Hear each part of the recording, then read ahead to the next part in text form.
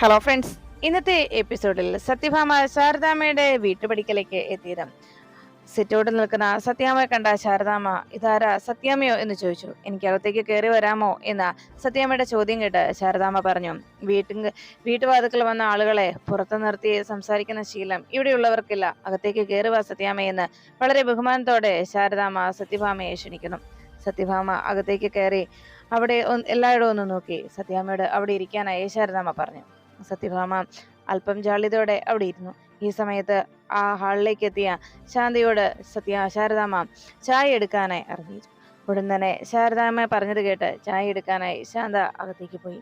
ഈ സമയം എന്തിനാണ് സത്യാമ്മ വന്നതെന്ന രീതിയിൽ ശാരദാമ്മ നോക്കിയേക്കുമ്പോൾ ഉടനെ സത്യാമ്മ പറഞ്ഞു, ശാരദാമ്മയ്ക്ക് എല്ലാ കാര്യങ്ങളും അറിയാമല്ലോ, ഞാൻ പ്രത്യേകിച്ച് ശാരദാമ്മയോട് പറയേണ്ടതില്ലല്ലോ എന്ന് ചോദിച്ചു.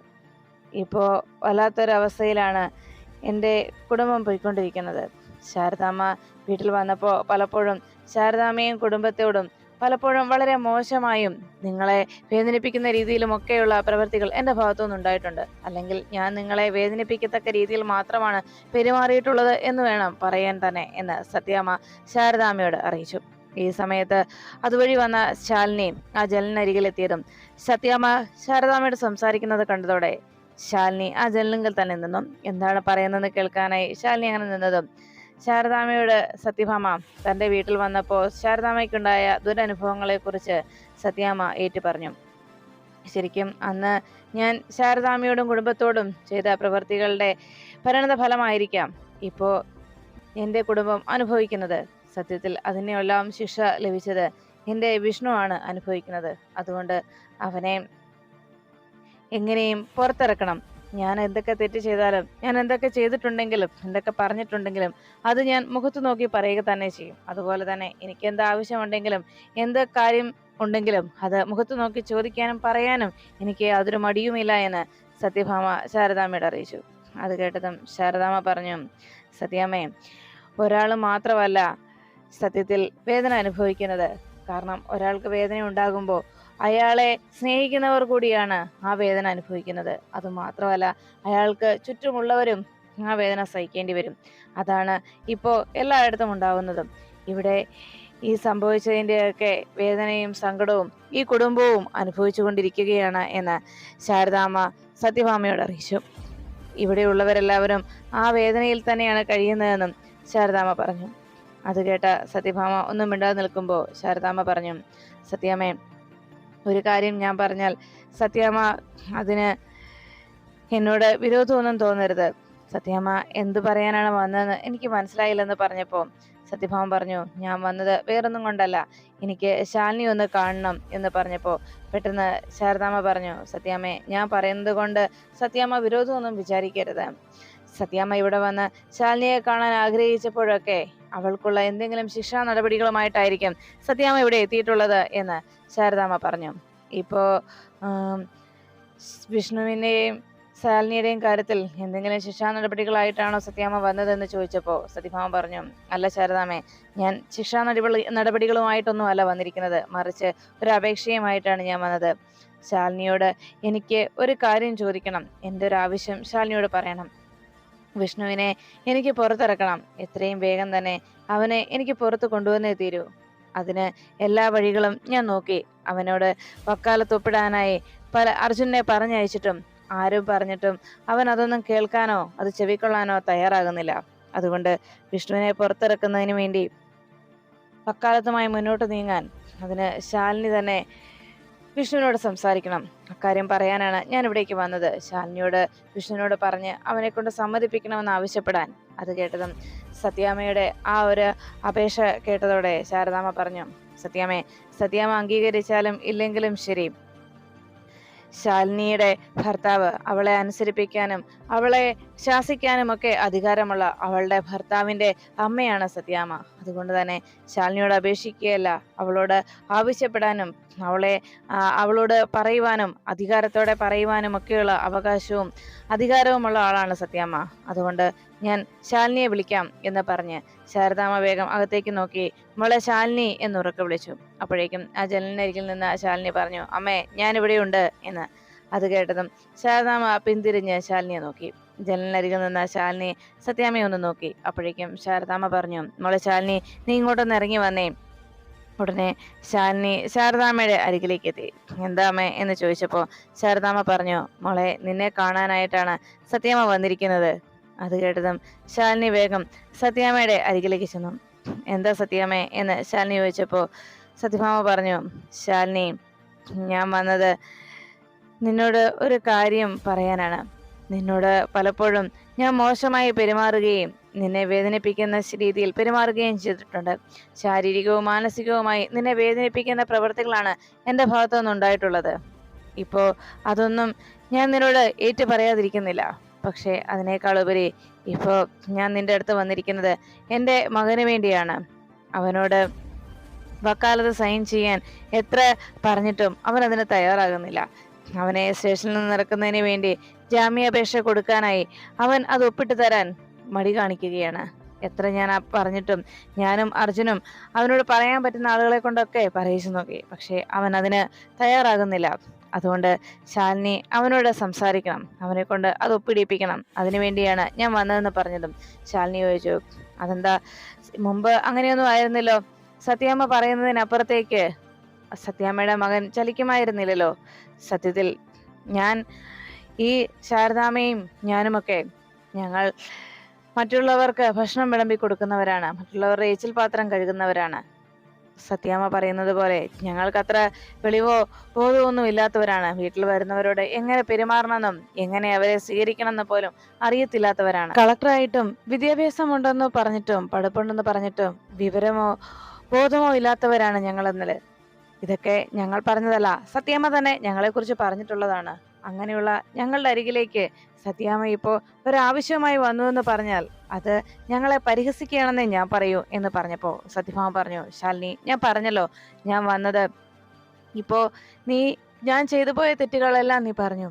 ഞാൻ ചെയ്ത പ്രവൃത്തികളും ഞാൻ നിന്നോട് കാണിച്ചിട്ടുള്ള പ്രവൃത്തികളുമൊക്കെ അതൊന്നും ക്ഷമിക്കാനോ പൊറുക്കാനോ വേണ്ടി വന്നതല്ല ഞാൻ. മറിച്ച് എനിക്ക് ഇപ്പോ വന്നേ തീരൂ. വിഷ്ണു അവനൊരു വേദനയായി എൻ്റെ നെഞ്ചിൽ കിടക്കുകയാണ്. അതുകൊണ്ട് അത് ഇറക്കി വെക്കാൻ ഇപ്പോ എൻ്റെ മുന്നിൽ നീ മാത്രമേ ഉള്ളൂ എന്ന് സത്യഭാമ ശാലിനിയോട് പറഞ്ഞു. അത് കേട്ടതും ശാലിനി ചോദിച്ചു, സത്യാമ്മേ, എന്താ ഞാൻ ചെയ്യേണ്ടത് അത് പറ സത്യാമ്മ. അത് കേട്ടതും സത്യഭാമ പറഞ്ഞു, വിഷ്ണു അവന് ജാമ്യാപേക്ഷ സൈൻ ചെയ്യാൻ തയ്യാറാകുന്നില്ല. അവന് ജാമ്യം കിട്ടണം. അവൻ ജാമ്യത്തിൽ ഇറങ്ങുന്നതിന് വേണ്ടിയുള്ള ജാമ്യാപേക്ഷയിൽ ഒപ്പിടാൻ അവനോട് എത്ര പറഞ്ഞിട്ടും അർജുനും ഞങ്ങളെല്ലാവരും പറഞ്ഞിട്ടും അവൻ അതിനെ കൂട്ടാക്കുന്നില്ല. ഞാനും പറഞ്ഞു നോക്കി, പറയാവുന്നവരെ കൊണ്ടൊക്കെ പറയിച്ചു നോക്കി. അവൻ പക്ഷേ അതിൽ ഒപ്പിടാൻ തയ്യാറാകുന്നില്ല. അതുകൊണ്ട് ശാലിനി, നിനക്ക് മാത്രമേ അവനെ കൊണ്ട് അതിൽ ഒപ്പിടിപ്പിക്കാൻ കഴിയൂ. അക്കാര്യം ആവശ്യപ്പെടാനാണ് ഞാൻ വന്നതെന്ന് സത്യഭാമ പറഞ്ഞപ്പോൾ ശാലിനി ചോദിച്ചു, അതെന്താ അമ്മ പറഞ്ഞിട്ടും മകൻ അനുസരിക്കുന്നില്ലേ? അങ്ങനെ ആയിരുന്നില്ലല്ലോ ആ മകൻ. ഇന്നും അമ്മയുടെ വാക്കുകൾ മാത്രം അനുസരിച്ചിരുന്ന ആളല്ലേ എന്ന് ശാലിനി അന്വേഷിച്ചു. അത് കേട്ടതും സത്യഭാമ ഞെട്ടലോട് നോക്കുമ്പോൾ ശാലിനി പറഞ്ഞു, മകന്റെ മുഖം ഒന്ന് കറുത്തപ്പോ ഒന്ന് അകന്നു നിന്നപ്പോൾ നെഞ്ചു പിടയുന്നുണ്ട് അല്ലേ? എന്നാൽ ഇതേ വേദന കടിച്ചമർത്തി നിന്ന പല സന്ദർഭങ്ങളും എനിക്കുണ്ടായിട്ടുണ്ട്. ഇതേ വേദന അനുഭവിക്കുന്ന എത്രയോ ദിവസങ്ങൾ, എത്രയോ വർഷങ്ങൾ എന്നിലൂടെ കടന്നുപോയിട്ടുണ്ട്. ഞാൻ എത്രത്തോളം വേദനിച്ചിട്ടുണ്ടെന്ന് സത്യാമ്മയ്ക്ക് അറിയില്ലല്ലോ. പലപ്പോഴും നെഞ്ചു പിടയുന്ന, പ്രാണൻ കീറി മുറിക്കുന്ന വേദന എൻ്റെ കൺമുന്നിൽ അത്രത്തോളം വേദന നിറയുന്ന സന്ദർഭങ്ങൾ ഞാൻ എത്ര സഹിച്ചിട്ടുണ്ട്. എൻ്റെ കണ്ണിൽ നിന്ന് ചോര കിനിഞ്ഞ് വീഴുന്ന പല സാഹചര്യങ്ങളും ഉണ്ടായിട്ടുണ്ട്. എന്നെയും വിഷ്ണുവേട്ടനെയും പരസ്പരം അകറ്റുകയായിരുന്നില്ലേ? ഞങ്ങൾ അകന്നു പോകാൻ ആഗ്രഹിക്കാതിരുന്ന ഞങ്ങളെ പല സാഹചര്യങ്ങളിലും ഞങ്ങളെ അകറ്റി നിർത്തിയില്ലേ? പലപ്പോഴും ഞങ്ങളെ രണ്ടുപേരെയും രണ്ടാക്കുന്നതിന് വേണ്ടിയുള്ള പ്രവൃത്തികൾ സത്യാമ്മയുടെ ഭാഗത്തുനിന്ന് ഉണ്ടായിട്ടില്ലേ? അത്രമേൽ ഞങ്ങൾ പ്രാണനെ പോലെ സ്നേഹിച്ചിട്ടും ഞങ്ങളെ രണ്ടുപേരെയും അകറ്റാനല്ലേ സത്യാമ്മ ശ്രമിച്ചിട്ടുള്ളൂ.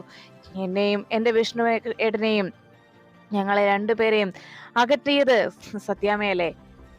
ഒരിക്കലും അകന്നു മാറാതിരുന്ന ഞങ്ങളെ അത്രത്തോളം അടർത്തി മാറ്റിയത് സത്യാമ്മയല്ലേ?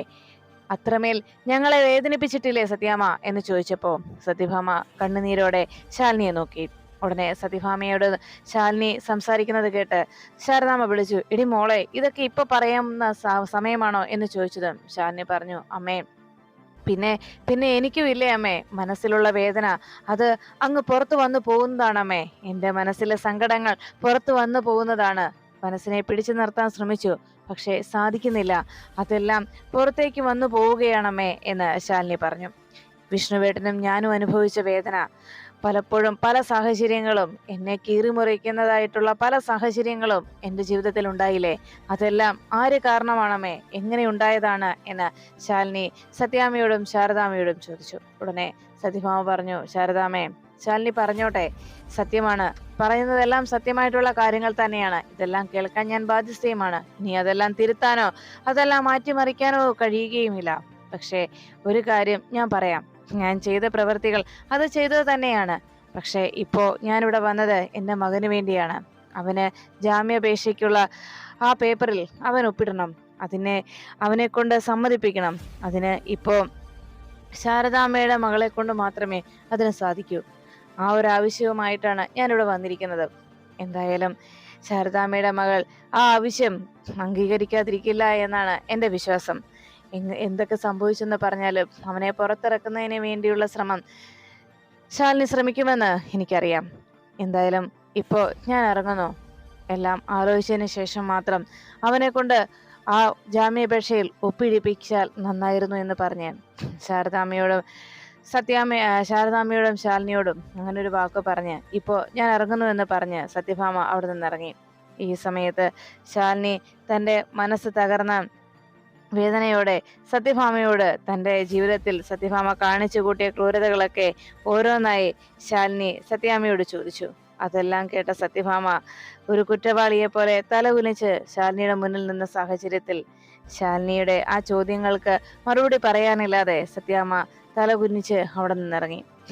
ഈ സമയം കാറിൽ കയറി സത്യാമ്മ അവിടെ നിന്ന് പോയി കഴിയുമ്പോൾ ശാരദാമ്മ ശാലിനിയോട് ചോദിച്ചു, മോളെ, നമ്മുടെ വീട്ടിൽ ഇങ്ങനെ ഒരു അപേക്ഷയുമായി വന്നപ്പോൾ, ഇങ്ങനെ ഒരു ആവശ്യവുമായി വന്നപ്പോൾ ഇത്രത്തോളം ഇങ്ങനെയൊരു സമീപനം, ഇങ്ങനെയൊരു നീക്കം നിന്റെ ഭാഗത്തുനിന്ന് വേണ്ടിയിരുന്നില്ല മോളെ എന്ന് ശാരദാമ്മ ശാലിനിയോട് പറഞ്ഞപ്പോൾ ഉടനെ ശാലിനി പറഞ്ഞു, അമ്മേ, കണക്കുകൾ പറയാനാണെങ്കിൽ ഇത്രയുമല്ല, ഇതിൽ കൂടുതലുണ്ട് പറയുവാൻ. പക്ഷേ കണക്കുകൾ പറഞ്ഞാൽ തീരുന്നതുമല്ല അവർ നമ്മുടെ കുടുംബത്തോട് ചെയ്തിട്ടുള്ള പ്രവർത്തികളെന്ന് ശാലിനി ശാരദാമ്മയോട് അറിയിച്ചു. പക്ഷേ എല്ലാത്തിനും ഉപരി എൻ്റെ വിഷ്ണുവേട്ടനെ പുറത്തിറക്കുക എന്നുള്ള ആവശ്യം, വിഷ്ണുവേട്ടനോടുള്ള സ്നേഹം, അത് മാത്രമാണ് അമ്മേ എൻ്റെ മനസ്സിൽ ഇപ്പോൾ എന്ന് ശാലിനി പറഞ്ഞതും ശാരദാമ്മ പറഞ്ഞു, എന്നാ മോളെ, ഇനി അല്പം സമയം പോലും കളയണ്ട, വൈകിക്കണ്ട, ഇപ്പോൾ തന്നെ നീ ഇറങ്ങ്, വിഷ്ണുവിനെ പോയി കാണണം, അവനെ കൊണ്ട് പേപ്പറിൽ ഒപ്പിടിപ്പിക്കണം. മോളെ, സത്യാമ്മ പറഞ്ഞ നീ കാര്യമാക്കണ്ട, പക്ഷേ വിഷ്ണുവിനെ കൊണ്ട് അതിലെങ്ങനെയും ഒപ്പിടിപ്പിക്കാൻ സത്യാമ്മ പറഞ്ഞതുപോലെ നിന്നെ കൊണ്ട് മാത്രമേ സാധിക്കൂ. അതുകൊണ്ട് മോള് ചെല്ല് എന്ന് പറഞ്ഞു. ഉടനെ ശാലിനി പറഞ്ഞു, അമ്മേ, ഞാൻ സഹിച്ചതും ക്ഷമിച്ചതും ഞാൻ അനുഭവിച്ചതുമായിട്ടുള്ള കാര്യങ്ങളൊക്കെ ഒരു നിമിഷം കൊണ്ട് പുറത്തു കളയാനും ക്ഷമിച്ചു കളയാനും ഞാൻ ദേവതയൊന്നുമല്ല.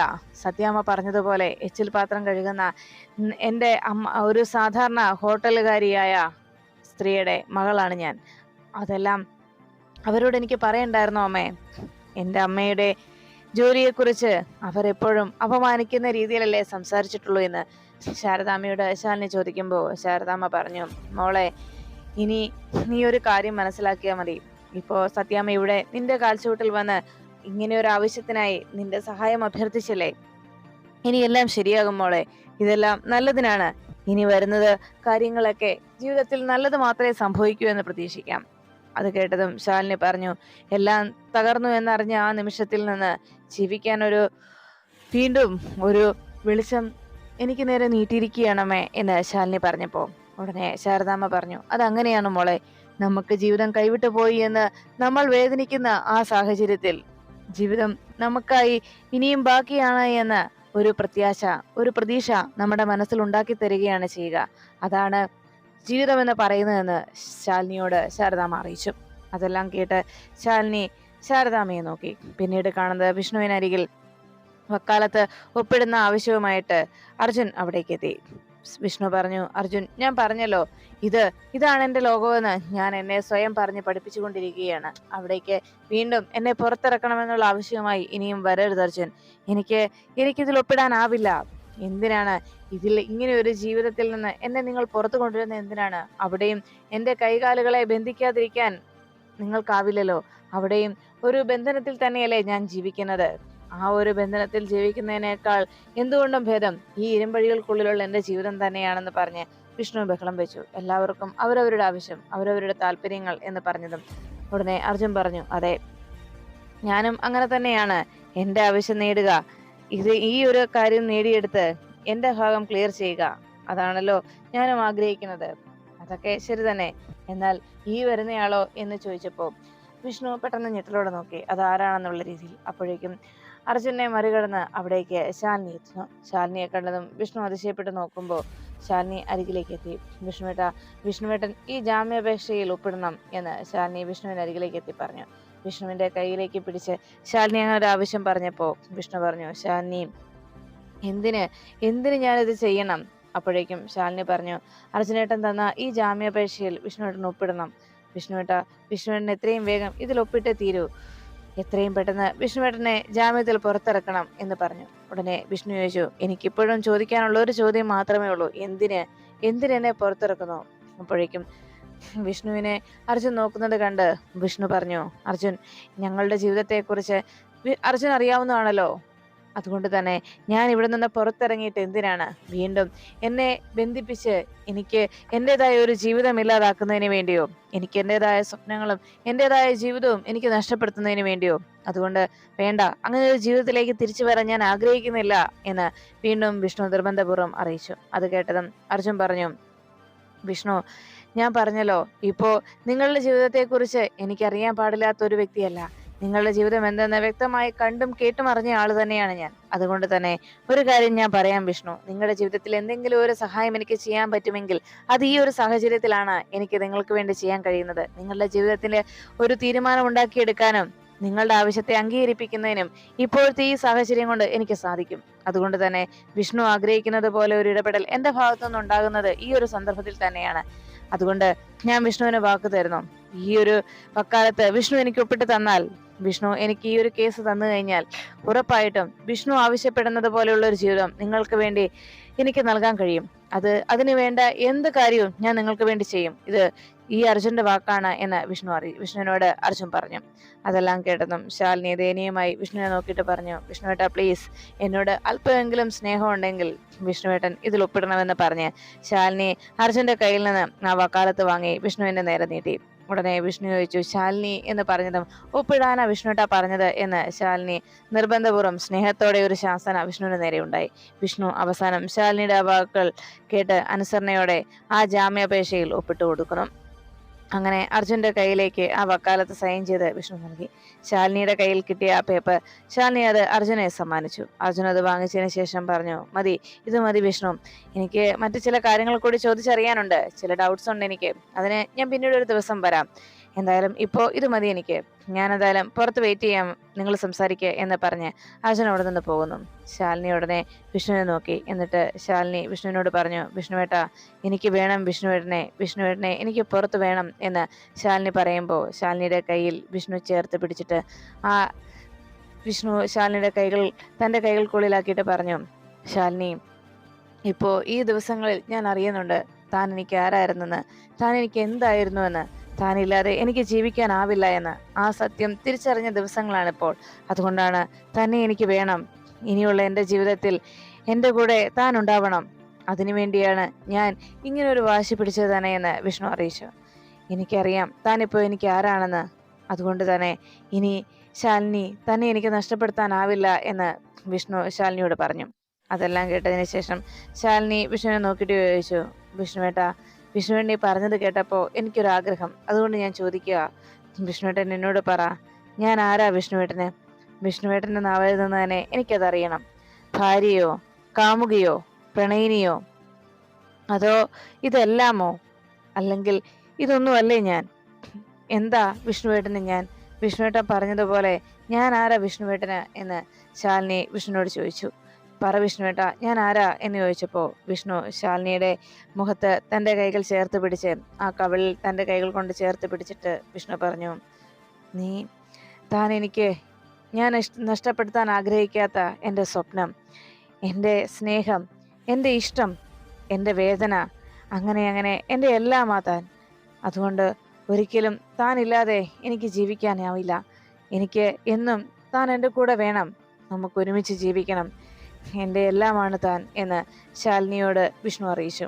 ആ വാക്കുകൾ കേട്ട ശാലിനി കണ്ണുനീരോടെ ആ ഇരുമ്പഴികളിലേക്ക് തല ചേർത്ത് വെക്കുമ്പോൾ വിഷ്ണുവും ആ ഇരുമ്പഴികളിൽ ശാലിനിയുടെ തലയിലേക്ക് തൻ്റെ തലയും ചേർത്ത് വെച്ചു. എന്നിട്ട് വിഷ്ണു പറഞ്ഞു, ഇപ്പോൾ ഈ ഇരുമ്പഴികൾക്കുള്ളിലാണെങ്കിലും ഇതിൽ നിന്ന് പുറത്തു കടന്നാൽ തന്നോടൊപ്പം മാത്രമാണ് ഞാനൊരു ജീവിതം ആഗ്രഹിക്കുന്നത്. അതുകൊണ്ട് അങ്ങനെ ഒരു ജീവിതത്തിന് മാത്രമേ ഈ വിഷ്ണു ഇനി പുറത്തേക്ക് വരൂ എന്ന് ശാലിനിയോട് വിഷ്ണു അറിയിച്ചു. ഇത് കേട്ടതും ശാലിനി പറഞ്ഞു, വിഷ്ണുവേട്ടാ, നമ്മൾ ജീവിക്കും. ഇതുവരെ സംഭവിച്ചതെല്ലാം മറന്ന് നമ്മൾ സന്തോഷത്തോടെ ഒരുമിച്ച് ജീവിക്കുക തന്നെ ചെയ്യും വിഷ്ണുവേട്ട. നമ്മളെ ഇതുവരെ ദ്രോഹിച്ചവർക്കൊക്കെ തിരിച്ചടി കൊടുത്തുകൊണ്ട് നല്ലൊരു ജീവിതം നമുക്കുണ്ടാവും, അത് തീർച്ചയാണ്. എനിക്കതിൽ ഉറപ്പുണ്ട് വിഷ്ണുവേട്ട. വിഷ്ണുവേട്ടനെ പുറത്തു കൊണ്ടുവരുന്നതിന് വേണ്ടി പല കടമ്പകളും ഞങ്ങൾക്ക് കടക്കേണ്ടതുണ്ട്. അതിനു വേണ്ടിയാണ് വിഷ്ണുവേട്ടനോട് ഈ പേപ്പറിൽ ഒപ്പിടാൻ പറഞ്ഞതെന്ന് ശാലിനി അറിയിച്ചു. അപ്പോഴേക്കും വിഷ്ണു ശാലിനിയോട് പറഞ്ഞു, എന്തായാലും ഇപ്പോൾ ഈ ഇരുമ്പഴികൾക്കുള്ളിലാണെങ്കിൽ പോലും ഇതുപോലെയുള്ള കുറേ നല്ല സന്ദർഭങ്ങൾ ഈ വിഷ്ണുവിനെ ജീവിക്കാനായുള്ള പ്രേരണയാണ്.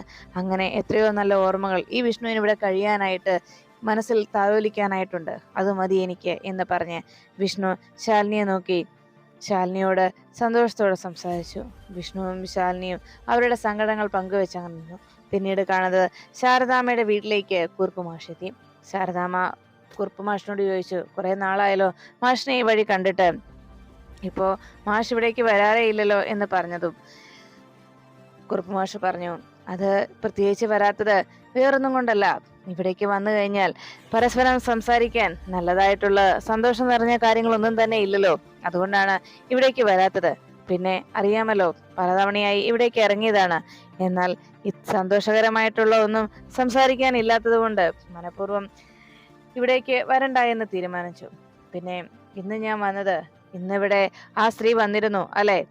എനിക്കറിയാം, അവർ ഈ കുടുംബത്തിന്റെ തകർച്ച മാത്രം ആഗ്രഹിക്കുന്ന, ഈ കുടുംബത്തുള്ളവർക്കെന്നും ദുഃഖങ്ങളും തകർച്ചയും എല്ലാവർക്കും എന്നും വേദനയും മാത്രം, ഈ കുടുംബം തകർന്നു പോകണമെന്ന് മാത്രം ആഗ്രഹിക്കുന്ന ആ സ്ത്രീ ഇവിടേക്ക് വന്നിരുന്നു അല്ലെ? എന്നെ ഗോപാലകൃഷ്ണൻ വന്ന് കണ്ടിരുന്നു.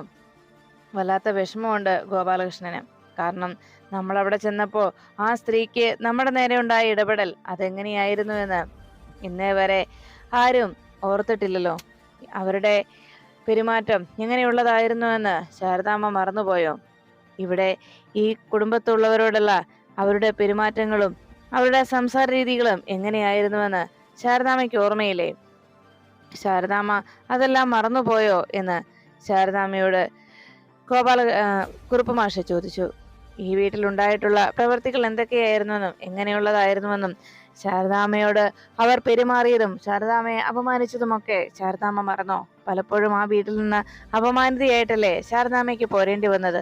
അങ്ങനെയുള്ള അവർ ഇവിടെ വന്നപ്പോ ഇത്രത്തോളം മര്യാദയൊന്നും അവരോട് കാട്ടേണ്ടിയിരുന്നില്ല ശാരദാമ്മയെ എന്ന് കുറുപ്പ് മാഷ് പറഞ്ഞപ്പോ അക്കാര്യത്തിൽ ഗോപാലകൃഷ്ണന് വല്ലാത്ത വിഷമമുണ്ട് എന്ന് പറഞ്ഞു. അത് കേട്ടതും ശാരദാമ്മ പറഞ്ഞു, എനിക്കറിയാം ഗോപാലകൃഷ്ണന്റെ സങ്കടം. പക്ഷേ മാഷെ, നമ്മുടെ വീട്ടിലേക്ക് വന്നു കയറുന്നവരെ അവരോട് ബഹുമാനത്തോടെ പെരുമാറാനും ആദരവോടെ സ്വീകരിക്കാനും മാത്രമേ എനിക്കും എൻ്റെ മക്കൾക്കും അറിയൂ. അല്ലാതെ അവരോട് സത്യാമ്മ പെരുമാറുന്ന രീതിയിൽ പെരുമാറാൻ നമുക്കാവില്ല.